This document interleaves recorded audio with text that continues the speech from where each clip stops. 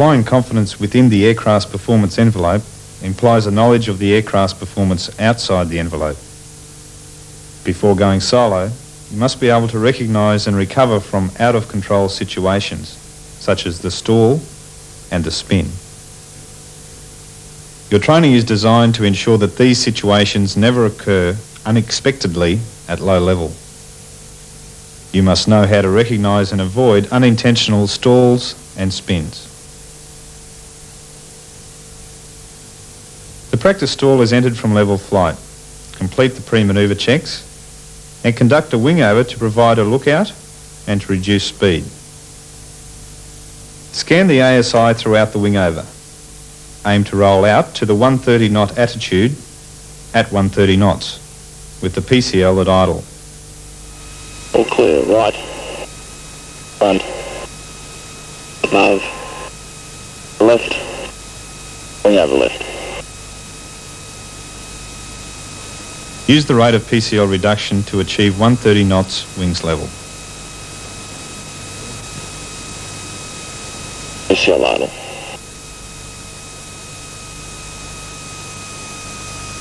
Rolling out 130. During the approach to the stall, note the rate of airspeed reduction and the attitude changes required to stay level.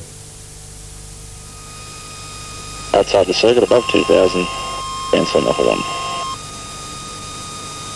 110, stop trimming. 8,000 foot. There are 5 symptoms that warn of the approaching stall. High nose attitude,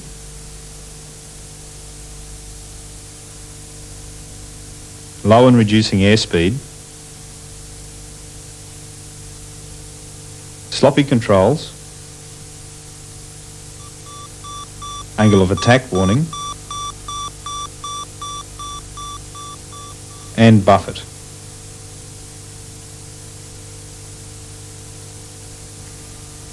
At the point of stall, there will be a slight nose drop, a possible wing drop, and the aircraft will develop a rate of descent.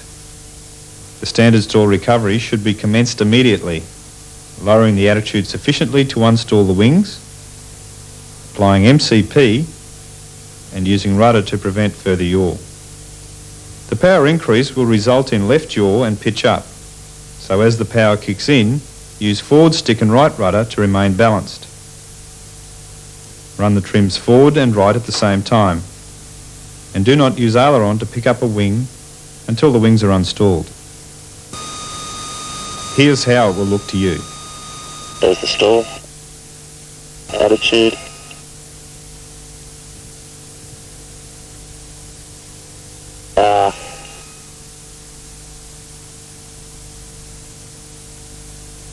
rudder.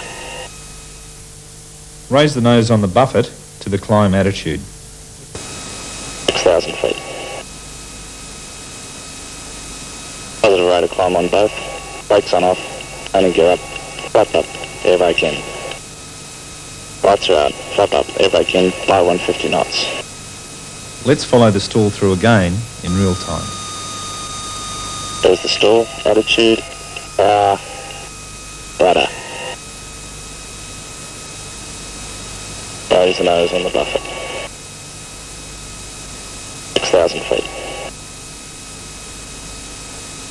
Positive rate of climb on both. Brakes on off.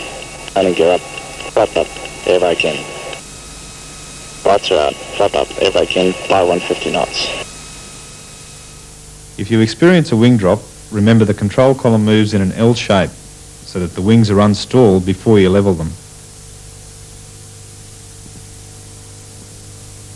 Now that you've seen the full stall recovery, it's important to realise that the aim of these sequences is to recognise and avoid the stall. Incipient stalls practice recognition and recovery from the pre-stall condition. The incipient stall recovery is initiated at the angle of attack warning or buffet, whichever occurs first. Maintain the attitude and apply MCP without allowing the aircraft to stall.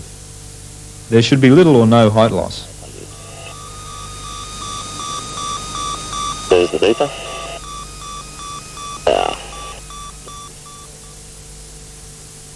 If the stall is mishandled and one wing stalls before the other, the aircraft may auto-rotate. Spin training is vital for recognition and recovery from this situation. The spin is commenced from a high altitude, so while climbing, carry out the pre-manoeuvre checks, remembering the asymmetric fuel check and the spin brief. Flight will be sufficiently recovered by 6,000 AGL. Out here, that's 7,000 indicated. Equipment is all secure in the front, at rear. Fuel asymmetry is within a quarter tank. Spin brief. Will be a fully developed direct spin to the left. I will recover after 3 full turns or passing 9,000 foot. If I find myself out of control below 7,000 indicated, I will eject.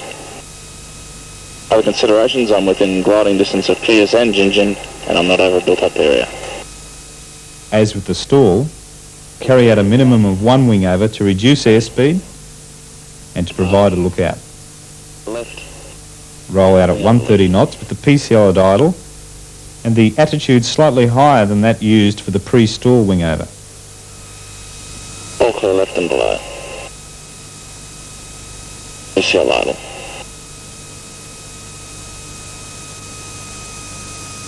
Rolling out 130. Outside the circuit above 2,000, cancelling the horn. 110, stop trimming. At 80 knots, apply full pro-spin controls. 2 hands may be required on the control column. Note the rate of control input. The aircraft will enter the incipient phase. Recovery at this stage is rapid. Feel with your left hand to confirm the throttle is closed and ensure that your knees are level and locked on either side of the control column. Visually confirm the elevator central position by checking that your fist covers the ECS outlet. Centralize.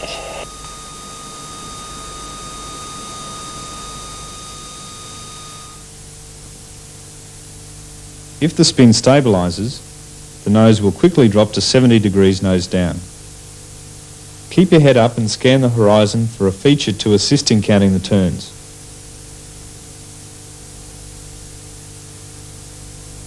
Occasionally look inside of the altimeter. Note the rate of rotation and the attitude.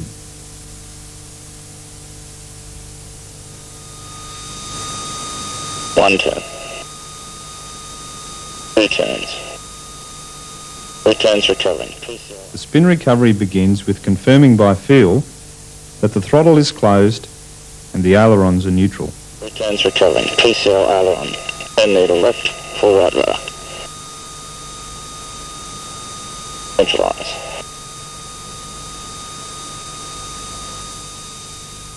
Scan the turn needle to determine the spin direction. Don't rush.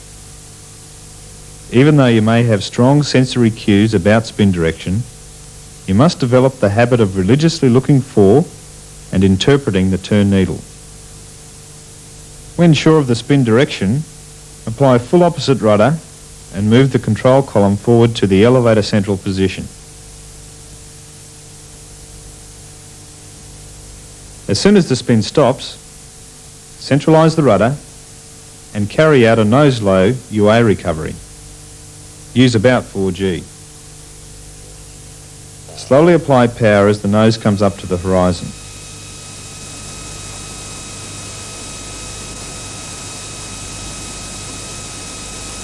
Roll Kati to NG.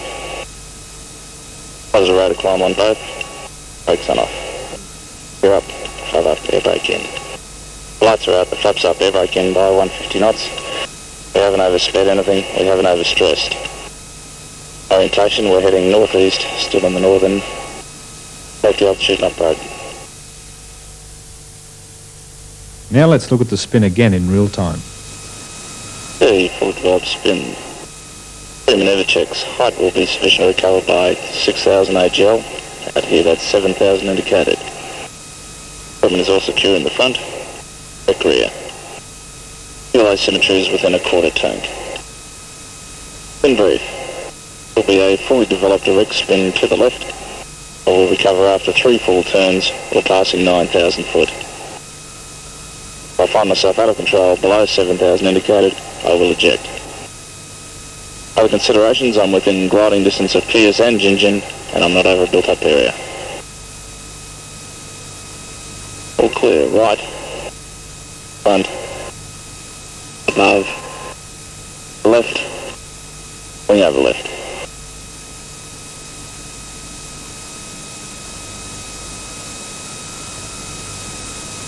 All clear left and below.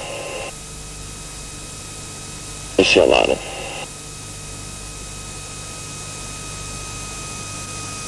Finding out 130. Outside the circuit above 2,000, cancelling the horn. 110, stop trimming. 13,200. 80 knots, low spin, up.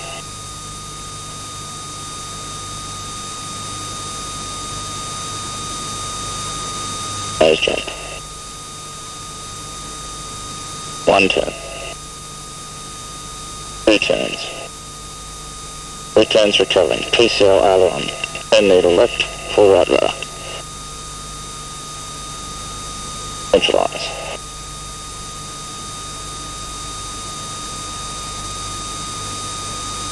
G, 9,000 foot, power up.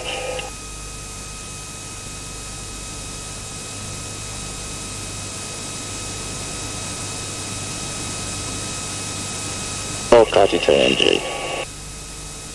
Positive rate of climb on both. Brakes on off. Gear up, flap up, air brake in. Lights are out, the flaps up, air brake in by 150 knots. We haven't oversped anything, we haven't overstressed. Orientation, we're heading northeast, still in the northern. Safety altitude not broken. Remember, the aim of these training sequences is to recognise and avoid unintentional stalls and spins. Let's recap the symptoms of a stall. 1. Low and reducing airspeed. 2. High nose attitude. 3. Sloppy controls. 4. Angle of attack warning. And 5. The buffet. The spin, although distinctive, can be very disorientating. The main symptom characterising autorotation is abnormal response to control inputs. In order to become an effective pilot, you must practice these recovery actions until they become instinctive.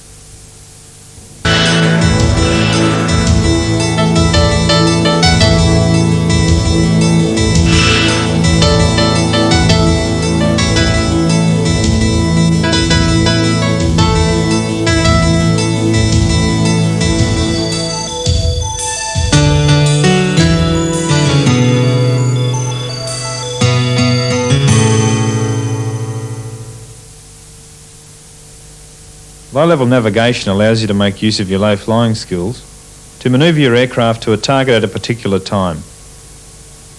It involves clear thinking and good map reading skills, as well as the ability to safely control the aircraft in a high-threat environment. This video demonstrates scans, rates and attitudes to help you visualise what you will experience whilst airborne. Let's pick up a typical low-level nav with the pilot locating gate out. The gate is the causeway at Lake Chittering and should be readily identifiable from this altitude. After ensuring the RT and low flying checks are complete, look for the large lake. Scan along it to find the causeway. Now identify a run-in point to set you up on the outbound track. Position as required. Descend to 350 feet above obstacles. Simultaneously adjust power to achieve your base speed by gate out. On height, on heading, on airspeed. Stand by to hack. Hack. Clock running.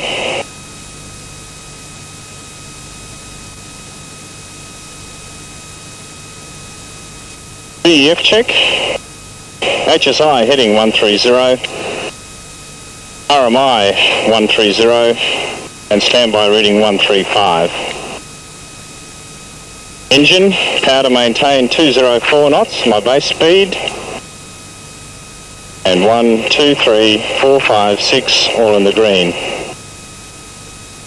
Fuel, 840 pounds, agrees with the quantity gauge, and balanced. And is sufficient for the nav. The secret to successful low-level navigation is holding an accurate height, heading and airspeed, all of which result from good lookout and rapid visual scanning. Lookout for hazards, features and terrain avoidance involves scanning from one wingtip to the other. Height maintenance is accomplished by comparison of features of a known height with the aircraft's altitude. The horizon is used for attitude control and for perspective viewing of rates of climb and descent. Track is maintained by accurate heading control. This is simplified by visually maintaining the wings parallel with the horizon.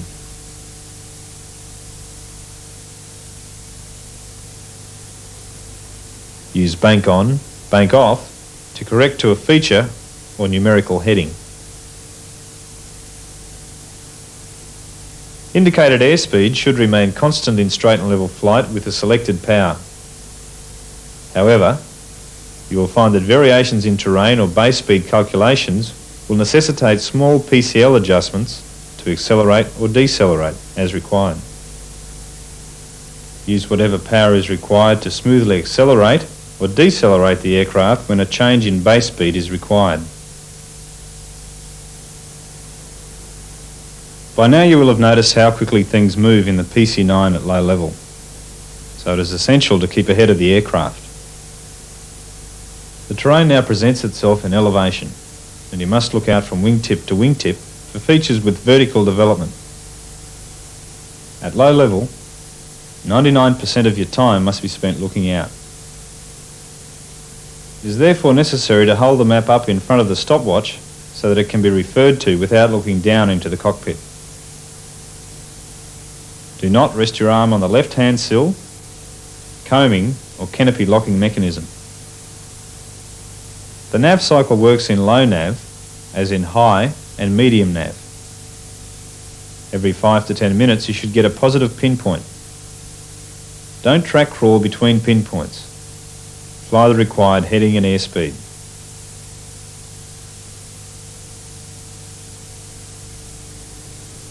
As with medium level nav, the pinpoint technique is still clock to map to ground. First, we use the clock to determine where you are on the map. Then identify what the elapsed time at your next pinpoint will be. Take 2 minutes from this time to give the elapsed time at which you should start trying to identify the pinpoint feature. Now take a few seconds to familiarise yourself with what you should be seeing at the planned pinpoint.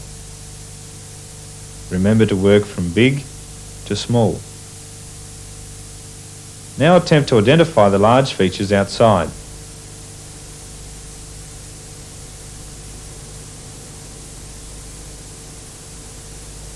Once you have identified these, you should be able to identify smaller features using their relative positions to the larger ones. Thus, working from big to small, you should be able to locate your pinpoint feature. This procedure is now shown in real time.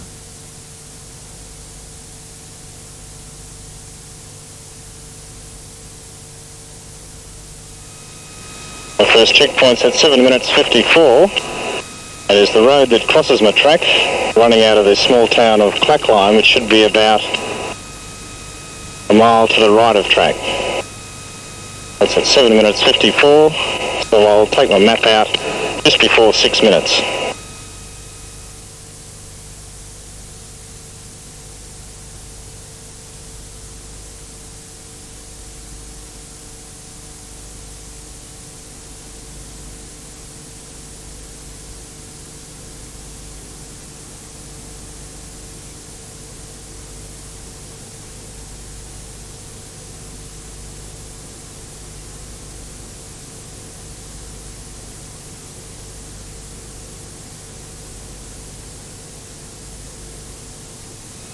Going up to 6 minutes now, take the map out.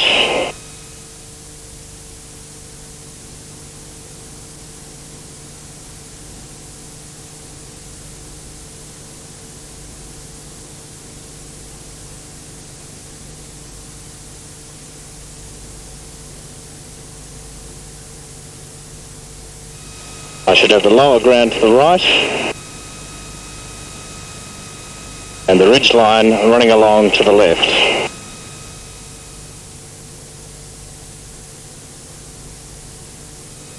The point that I'm looking for is crossing over the road coming out of Clackline, and I can see on the map that that road runs along the top of the higher ground that's to my left. So now I'll just wait till I pick up that road, and that will be my pinpoint.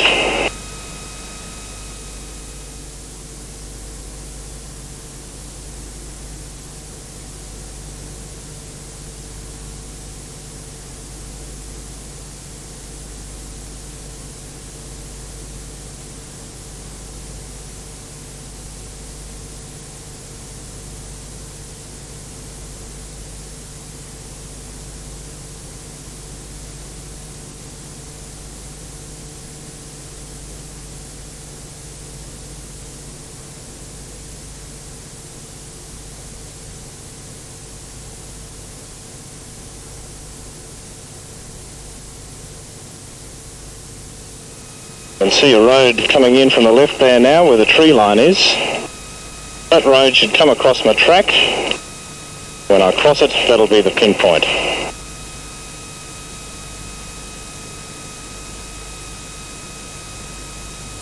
There's the road overhead now, 7 minutes 46. This pinpoint can now be used to correct for time or track as required. Corrections to track and time are made as per the formulas in the Student Air Training Guide. Ensure your time adjustments are correctly applied. I was there at 7 minutes 46. I wanted it to be there at 7 minutes 54. That means that I'm 8 seconds early. I'll adjust my base speed of 204 knots by 8 knots down to 196 for 3.5 minutes. And I'll put that correction in now at the 8-minute mark and take it out at 11.5 minutes. Now holding 196 knots. At low level, wind will be much more apparent. If after having flown an accurate heading you find yourself off track at a positive pinpoint, fly back onto track and apply a heading correction to compensate for drift. Dust, smoke, water and windmills are useful in ascertaining the wind strength and direction. I noted at my pinpoint that I was about 100 metres to the right of track. To get myself back onto track, I need to find a feature that's about 100 metres to my left, and that'll put me back onto track. I can see over to the left there a dam. I'll fly over to that feature. That'll put me back on track. There's the feature coming up there now. Back under my original heading of 130. And just adjusting my heading there. Bank on, bank off. Back on my heading of 130. Looking for the turn point at 12 minutes 34. I'll take the map out at 10 minutes 30. Approximately 2 minutes prior to a turn point, the pilot should begin his turn point work cycle. Turn points are found in the same way as pinpoints. Plan the next leg, position the heading bug, and calculate the new base heading and speed. In this case, the turn point is on the road between Mount Bakewell and the township of York. Once the turn point is positively identified, fly toward it. Coming up 10 minutes 30 now. At 10 minutes 30, I should be passing over some fairly low ground, and on the map I can see that I'm coming up to a minor road which I'm crossing over now. The turn point is just to the south of a large hill. I should be able to see that on the nose. And I can see a large hill with an antenna on top of it. I'll take it to be Mount Bakewell, seeing it's the largest feature around. Town of York to the right, and see that coming into view now. The turn point is the road running to the north out of York, just to a small creek line. Turn point's positively identified. Setting up my next track of 060, next heading of 060, and my new base speed will be 200 knots to take into account the slight tailwind that I've experienced along this leg. There's 11.5 minutes, taking out my speed correction back to my new base speed of 200 knots. Here's the town, looking for the road running to the north out of the town. The outskirts of the town here, there's the road and the creek overhead. Now 40 degrees angle of bank, 200 knots, new heading, roll out on 060. Once established on the new heading, the pilot runs through a CEF check, noting the fuel trend, and then commences any timing corrections.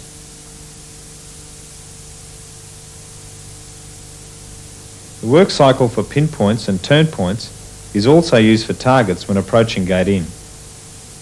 Once the target is identified, fly toward it.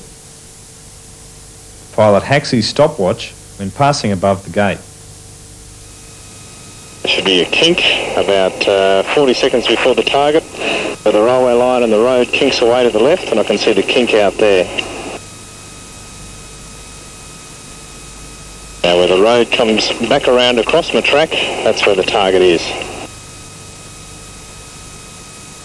I can see the road kinking back now. I can see what looks like it's an airfield to my left, 11:30. It has to be my target. Head straight for it.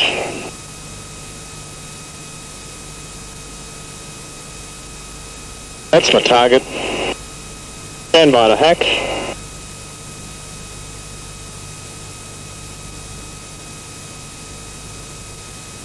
Hack.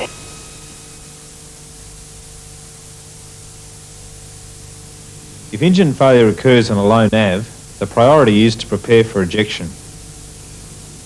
In the following simulated engine failure, note the pitch rate, the attitude, and the RT as the pilot prepares to eject. Practice. Simulate QCL off. Dump the map. Mayday, mayday, mayday. Viper 234 abandoning. 17-minute mark. Nav 9. Practice abandoning now. Dump the map, run the trims full back, maintain the wings level, and adopt the ejection posture.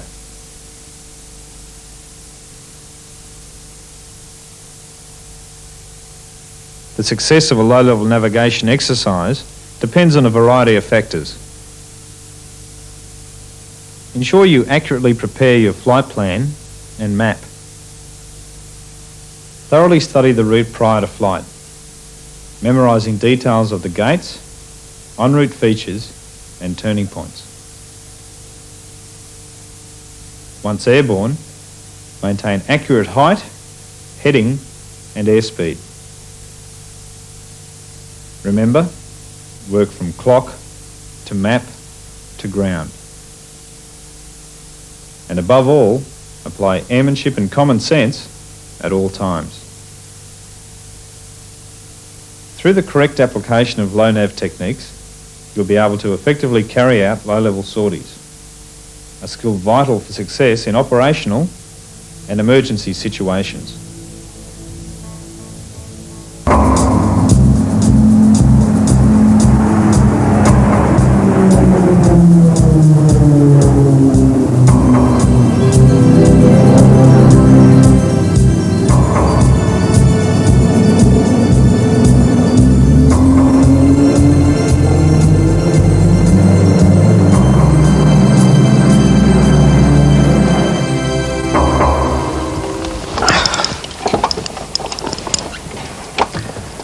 Cockpit instrumentation has come a long way since the Wright brothers simply looked out the front of their flying machine. No longer are pieces of string or vacuum-driven gyros used to determine flight conditions. These days, electronics have replaced many of the earlier instruments, and cathode ray tubes are used to display the information. The PC-9 you fly has the latest and most modern flight instrumentation of any trainer in the world.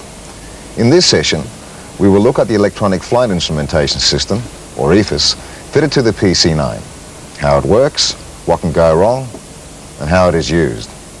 Firstly, you see the equipment fitted to the PC-9. Differences between the front and rear seats? Very little, really. The instrumentation is exactly the same. In fact, the displayed information is also the same. All of the controls operate in tandem, so whenever a selection is made in one cockpit, it appears on both sets of the instruments. The only difference between front and back is the circuit breaker panels, which are mainly located in the front. The EFIS system consists of two display screens, the electronic attitude indicator, or the EADI, and the electronic horizontal situation indicator, or the EHSI. The EFIS control panel and the heading select panel are located here immediately beneath the EHSI.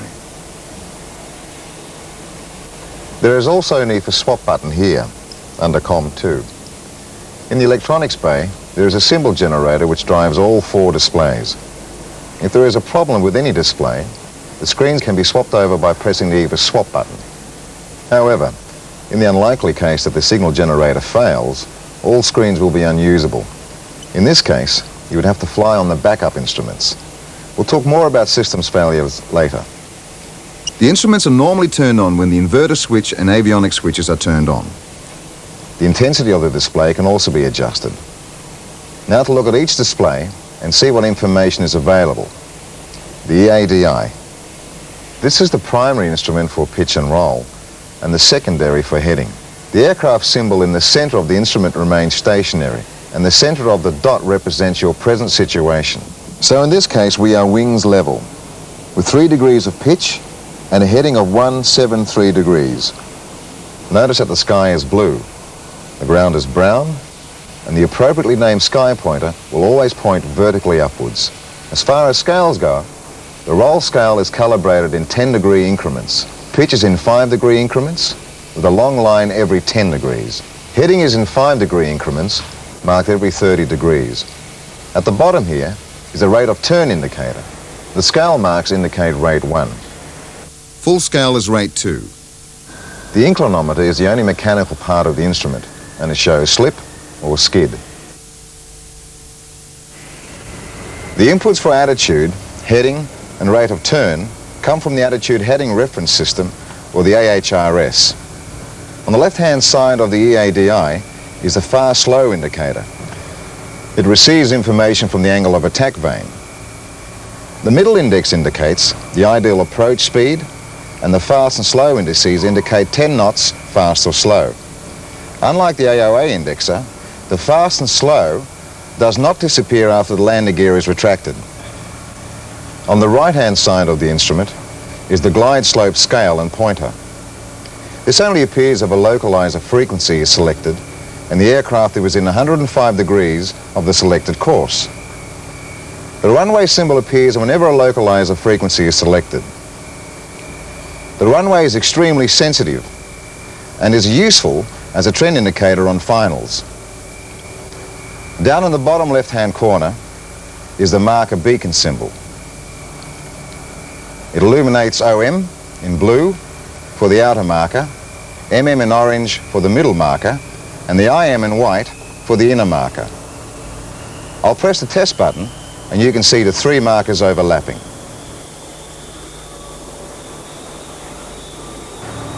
The marker beacon is active whenever the marker receiver in the VHF nav receiver detects a signal.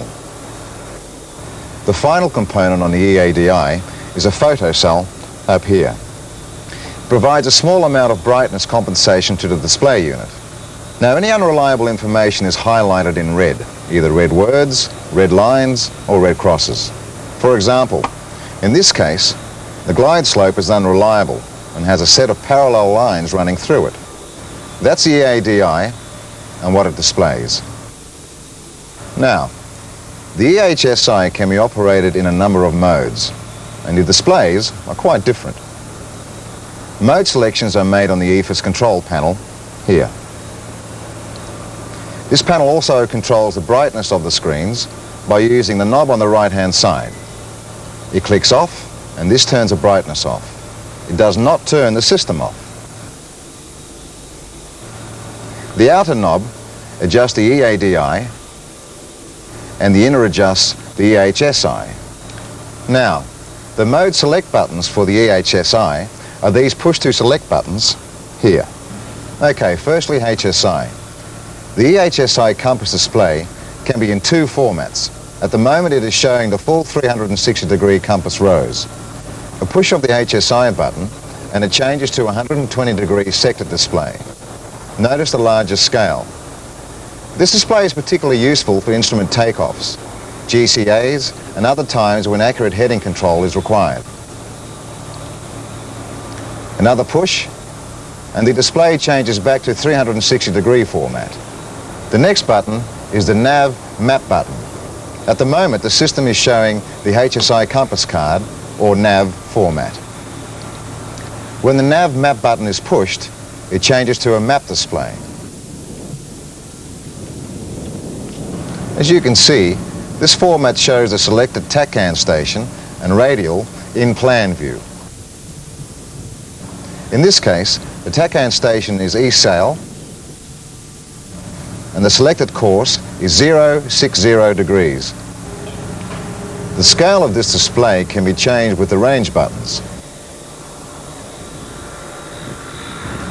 Push the range up to increase the scale of the map display and down to decrease the range. The range scales go from 2.5 nautical miles up to 500 nautical miles. Now, push nav map again, and the nav or normal HSI format returns. We're back to the selected radial and course deviation bar. The pointer selection switches determine which radio aids are displayed on the needles of the EHSI. The single white arrow displays either VOR or TACAN, and the selection is shown in the bottom left-hand corner of the display. The magenta double RMI pointer selects ADF or nothing, and is shown on the bottom right-hand side of the display. The nav button selects VOR, localizer, or TACAN, depending on which is tuned on the VHF nav set, to be used for the CDI and radial displays on the EHSI. In this case, the TACAN. ADF selects the tuned NDB as the displayed aid.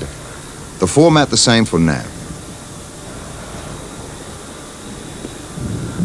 In this case, the eSail NDB. Now remember the differences here.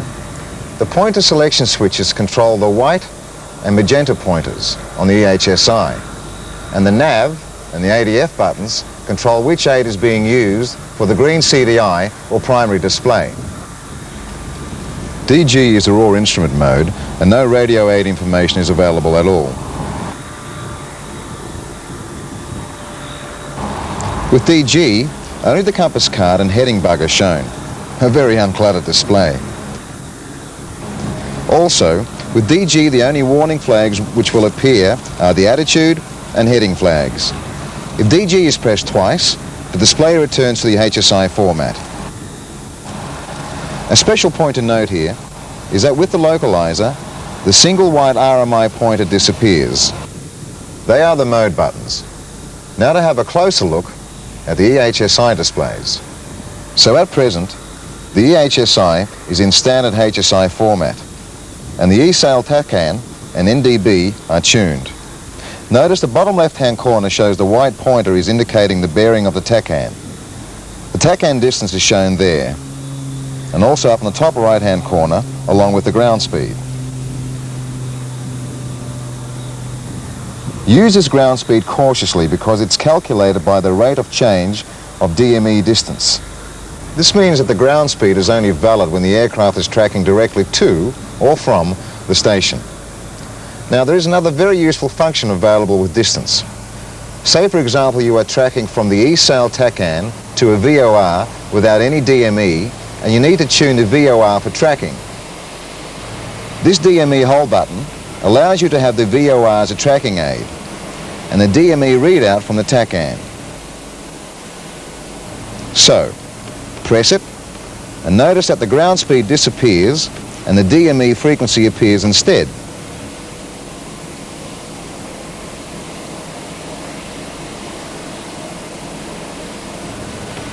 I've now selected the VOR frequency for Malakuta and the ESAL DME remains. Press the button again and the system looks like a single aid. Very handy. In the bottom right hand corner, see that the pointer 2 is showing ADF. In this case, the ESAL NDB. Remember, the pointer 1 can only display TACAN or VOR, and pointer 2 can only display an NDB. The two arrow buttons control the white and magenta pointers on the display. The aid which is used for the green CDI bar is shown on the left-hand side of the display. In this case, the TACAN is selected and the course of 060 is shown. So from this display, we can see that we're on the 265 radial at 1.3 nautical miles from the TACAN. If, say, the NDB goes off the air, then the red crosses at each end will cover the pointer to show that it is unreliable. If the TACAN now goes off the air, the indications change. Notice that the white needle disappears completely, and the red bars through the CDI tell you that the nav source for the CDI is unreliable. The green course deviation indicator is calibrated so that each dot represents 5 degrees in all modes except localizer. With localizer, the dot is a function of the ILS installation. The to from indicator indicates directions to a station in all modes except localizer when it is out of view. The black lubber line or heading symbol indicates a present heading, and the orange heading bug moves around the compass card to show selected heading, like this.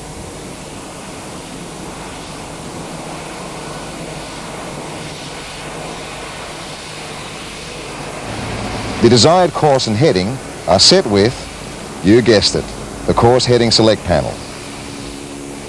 Now, there is a special time-saving function with these knobs. Rotate them normally to set a course or heading. But if you pull the course knob momentarily, the CDI will center and give you the direct course to the selected station.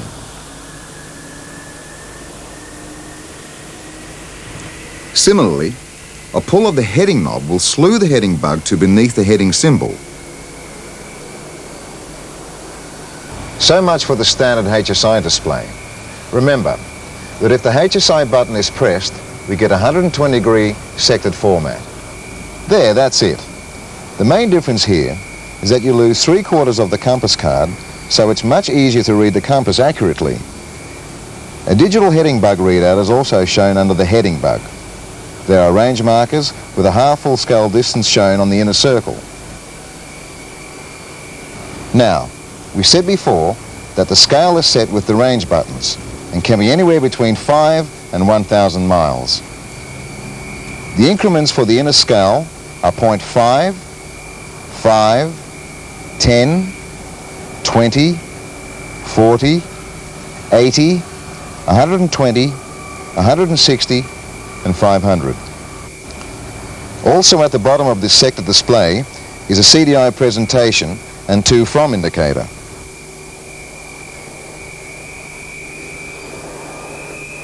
The indications when nav map is pressed again to give the map display are the same with either TACAN or the VOR stations. Of course, you will only have a distance readout with your VOR selected if there's a co-located international DME station. However, if a localizer is tuned, the presentations are quite different. We'll tune the ESAL 22 ILS and note the differences.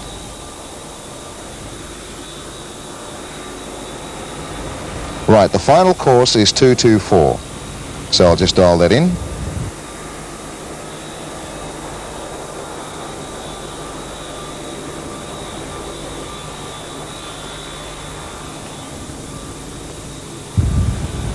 Now, notice that there is a glide slope scale and pointer on the right-hand side. This only appears localizer selected when the dial course is within 105 degrees of the aircraft heading. Notice also that it has appeared on the EADI. The other point to notice with the localizer is that the single arrow bearing pointer is gone. Press nav map again to switch back to the HSI format, and the presentation changes to the full compass rows. Distance will also be blank unless the ILS has co-located DME. The only other mode to look at with the HSI button is ADF. As you can see, the presentation is the same for VOR or TACAN. There will be no DME or ground speed available with ADF, and of course the accuracy is much less. The bearing accuracy is plus or minus 3 degrees, and your tracking tolerance is plus or minus 5 degrees. With the VOR, the accuracy is plus or minus 0.5 of a degree. Alright, that covers nav mode. Now for the map mode. This is really only useful for en route navigation or instrument work because it gives a map-like presentation of your flight. To set up a map display, I'll go back to the full compass and nav. So the display shows the East Sail TACAN as a navigation source, 060 as the desired course, and 1.3 as the distance. Now, push the nav map button and the display changes to give a map-like presentation. Notice that at the bottom of the display is a CDI presentation as before. There is a symbol for the TACAN station, and the desired course is shown with a line. The range circle displays the scale in nautical miles. The outer circle map also works in the 120-degree format. This display is similar to the sector display from before, except that this time, the 2 from annunciator above the aircraft symbol is replaced with the 2 from near the course readout. The digital heading readout is also back. The limitation with map is that it's only useful for TACAN or VORTAC stations. It will not draw symbols for any other radio aids.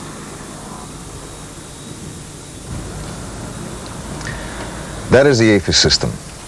It's a very flexible system, but remember a couple of points when you use it. Firstly, the sectored compass display is ideal for flying headings accurately, but for general orientation, the full compass display should be used.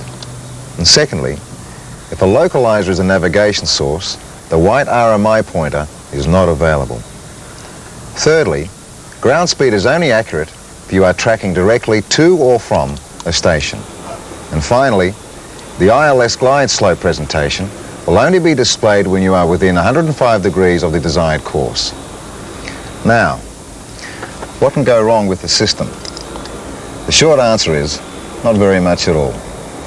The equipment has few moving parts, and everything has a backup power. However, there are a few abnormal situations which can arise, and we'll cover them now. Firstly, as I mentioned earlier, all 4 display units are driven by a single symbol generator. If it's not your day, and it fails, you will have to fly under standby instruments. But, if a display screen fails or is unusable, simply press the EFIS swap switch here. The 2 screens swap over, and the switch illuminates to remind you. That is quite straightforward, but what if the control panel fails and you can't make any selections? In this case, the symbol generator will automatically set the EHSI picture to a standard HSI format, and a yellow CP off will be displayed in the upper left-hand corner of the EHSI. The symbol generator will also select nav for the nav mode so that you have a VHF radio aid on the EHSI. both the RMI needles will disappear. The heading bug will slew to the lover line and then follow the compass card, and the course pointer will slew direct to the station and stay there. That all sounds a bit complex, but in fact it's easy to use if you're ever unlucky enough to lose both control panels. So how does a system know if there's been a failure? Well, it is continuously checked by built-in testing routines, and you are alerted if any problem is found. So they are the bad problems. Some of the other fault warnings and indications you've already seen. If any radio aid information is unreliable, you will see a combination of red crosses and red parallel lines like this.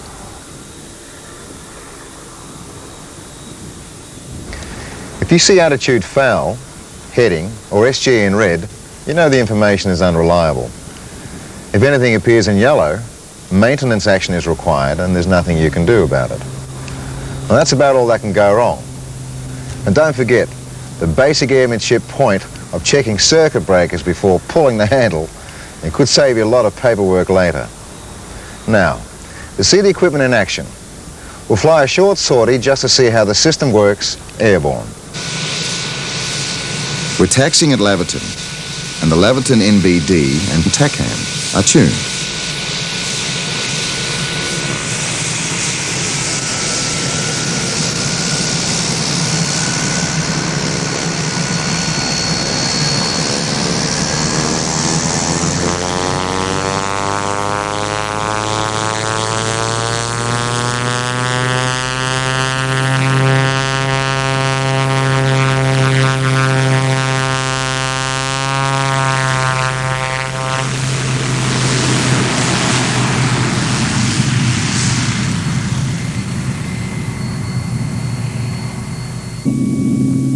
The TACAN is selected on the EHSI, and a course of 260 is dialed up with the expanded heading scale. When safely airborne and after takeoff checks are complete, press HSI to select the 360-degree compass. The intercept heading for 260 is 305, so dial that in and start the turn. 30 degrees of bank for an instrument turn, and the green speed indicator remains after the gear is up.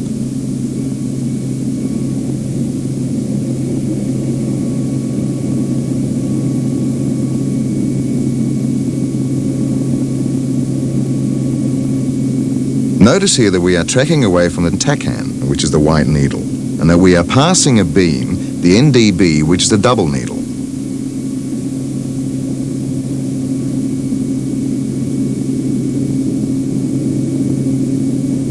Pull the heading knob to slew the heading bug to the present heading. Notice the ground speed is in the top right-hand corner. It's only valid when you're tracking directly to or from the station. Now for the level off.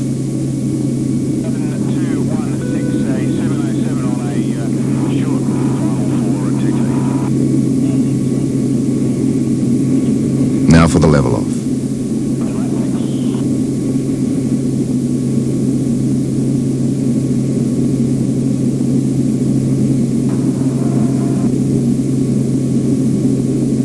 Right. Time to take a closer look at the various functions. Firstly, nav map for the map display. 3 things here. Firstly, the TACAN symbol and the course line. Secondly, the CDI presentation at the bottom of the screen. And thirdly, the from indication is in the top left-hand side of the screen. Press the range knobs to vary the scale, like this. And notice the aid symbol disappears with the 2.5 mile scale. Also notice the ground speed.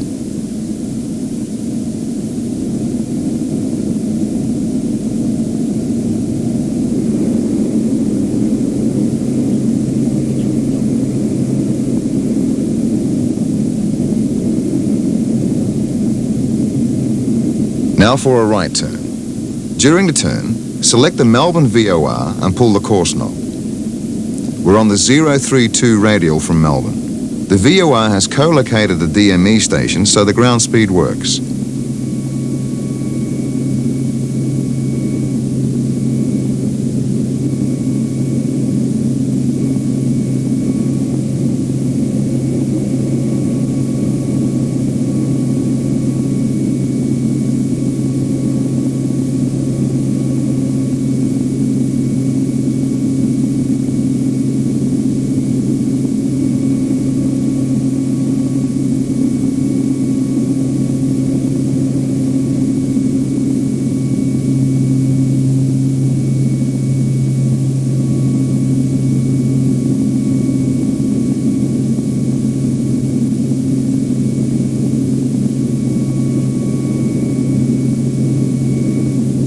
reselect TACAN and press the DME hold button. We are still tracking to the Melbourne VOR, but the distance is now from the Laverton TACAN and the ground speed disappears. Now to display the NDB. Also press the ADF button, so the NDB is the primary aid, but is less accurate. It works the same as the VOR and TACAN.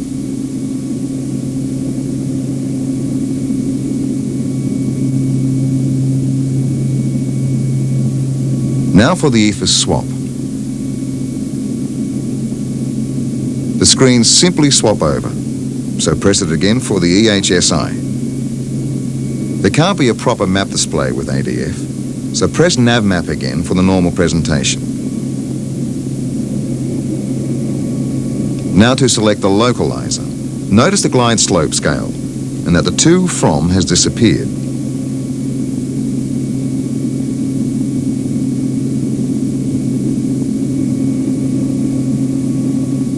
Turn more than 105 degrees from the selected course, and the glide slope disappears. The Avalon ILS is now tuned, and Ripley is on the ADF. Final course is 177.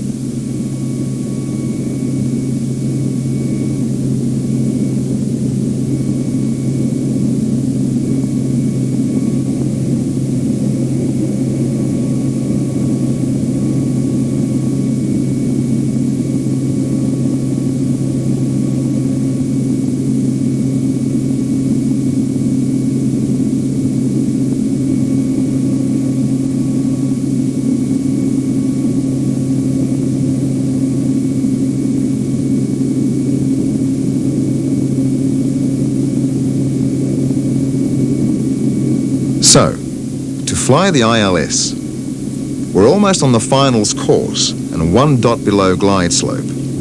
Select the expanded scale with the HSI button. That's a much better presentation for flying accurately. There's the Ripley overhead.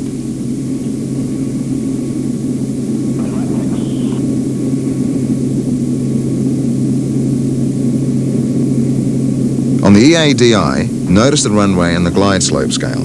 The runway symbol is very sensitive and is useful for identifying trends.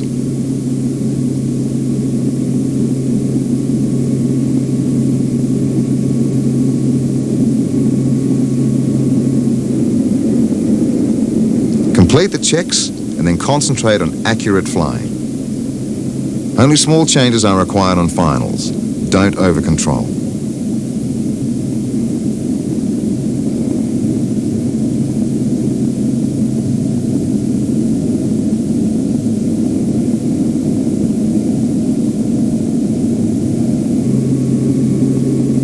The blue outer marker appears at the bottom left-hand corner.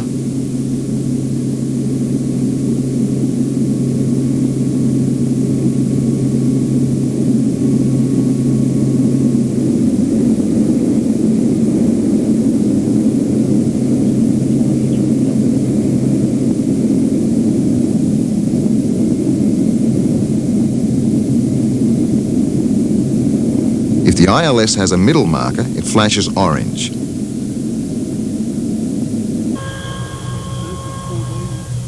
Don't forget to look up for the landing.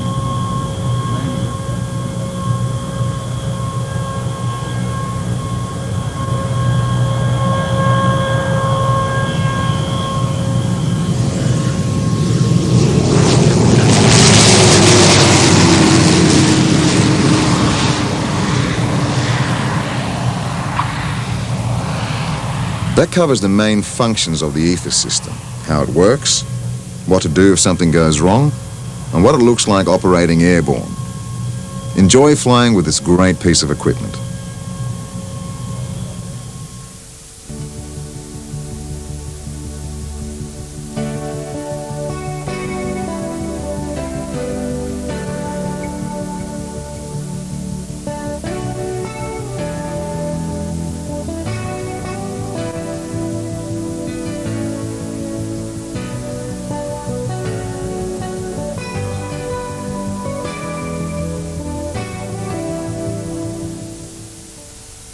Formation flying is essentially a hand-eye skill.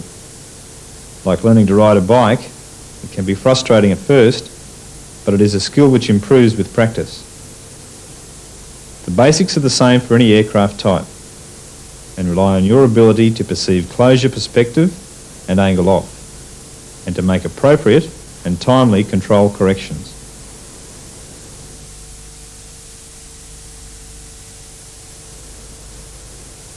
Let's begin with station keeping, the building block for all formation sequences. In echelon, visually position the white nav light of the other aircraft over the exhaust stub to define vertical and longitudinal position. Use the leading edge of the tailplane for lateral spacing. Note the scan from the echelon line to the tailplane. In line astern formation, visually place the COM1 antenna over the air brake hole for vertical and lateral spacing. Gauge longitudinal spacing by the relative size of the other aircraft. Remember, 99% of your time on the wing must be spent looking at these lines. To maintain station in echelon, first fix any vertical errors, then longitudinal, then lateral. Up on the plane.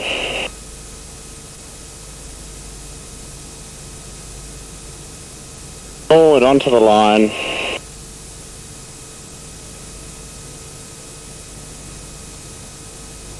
In along the line. To maintain station in line astern, correct lateral errors first, then vertical, then longitudinal. Across. Up. And forward.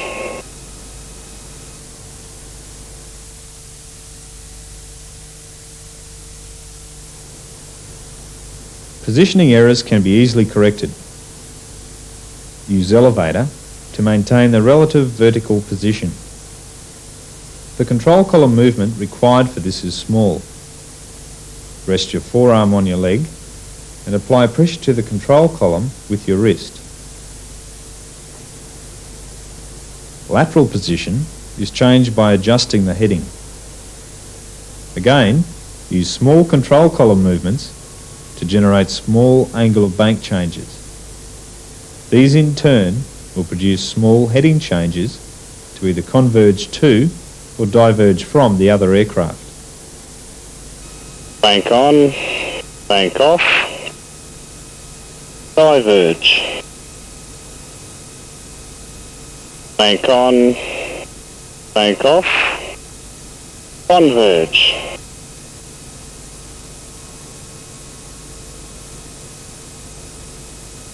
Bank on, bank off, parallel.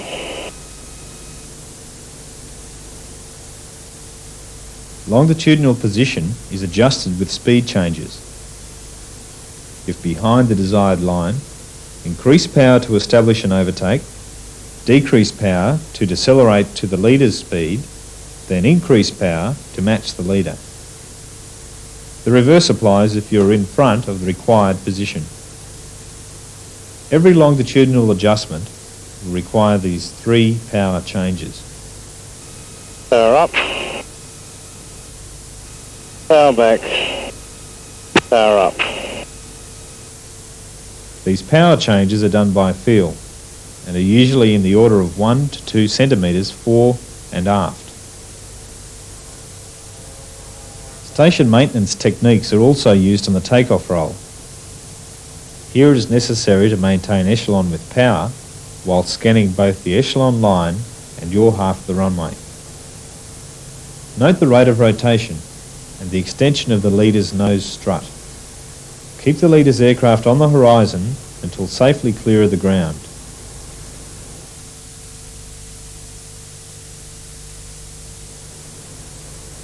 Once position maintenance has been mastered, it's a simple extension to change station. In this example, note the rate of movement and the key position at which backward movement is stabilised. 32 going echelon left. Thumbs up. Power off.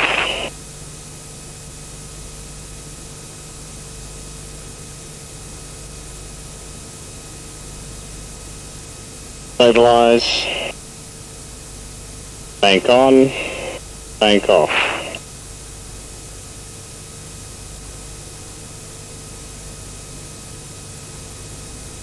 Stabilise. Up on the plane.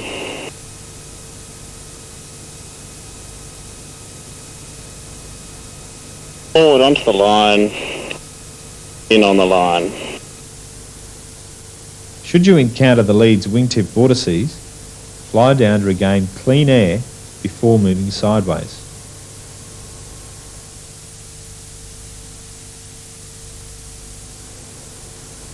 While on the wing, you must still carry out the 10-minute checks and other checks as required. In order to fly off the lead, you'll only be able to look at one indication at a time. Scan each item quickly and think about what you've seen while looking at the leader. Scanning of the skid ball is still necessary to maintain balanced flight and accurate station keeping. So for the 10-minute check, we're in position. Engine, torque, ITT, and G, all temperature, all pressure, N2 hydraulic pressure,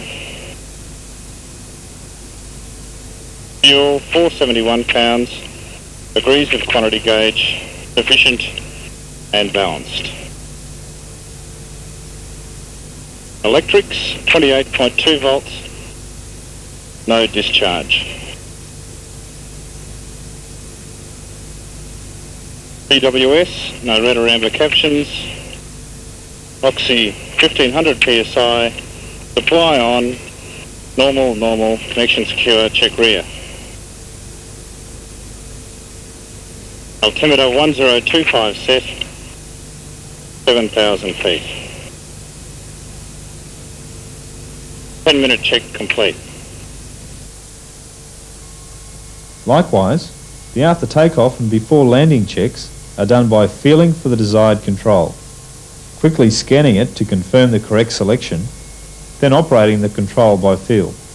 Safely airborne, brakes on off. Landing gear up, flaps up, air brake in.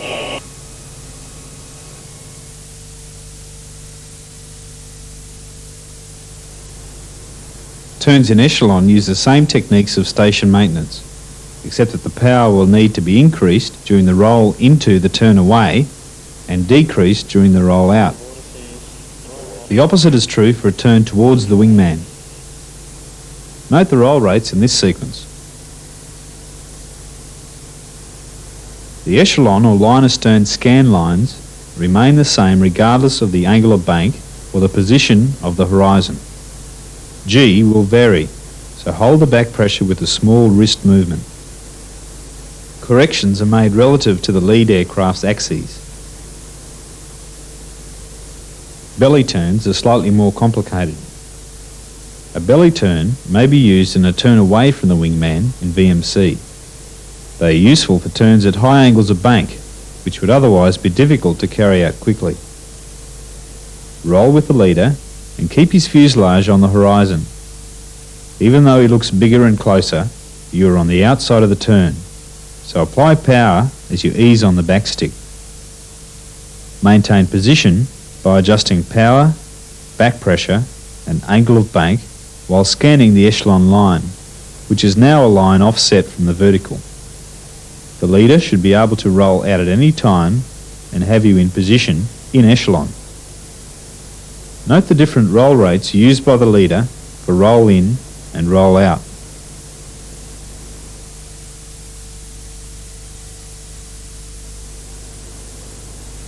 A formation leader may change the lead at any time due to unserviceability or for exercise purposes. The lead change must only be done in VMC and clear of other traffic. Voodoo 2, take the lead. Voodoo 2. Establish one full wingspan separation and a moderate overtake speed. The lead change is affected when the old lead surrenders it with RT. Video 2, passing left, taking the lead. Video 1.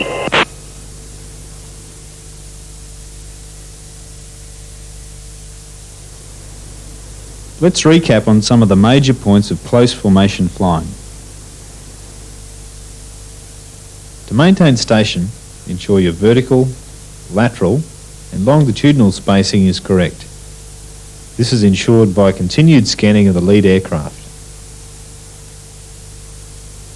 Correction of errors when in echelon should be vertical first, then longitudinal and finally lateral. Correction of errors when in line astern are lateral, then vertical and finally longitudinal. Vertical corrections are made with elevator.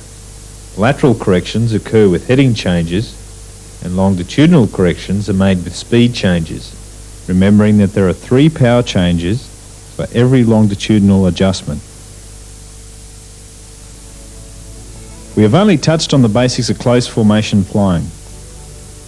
There are, of course, more advanced formation techniques, including combat formation.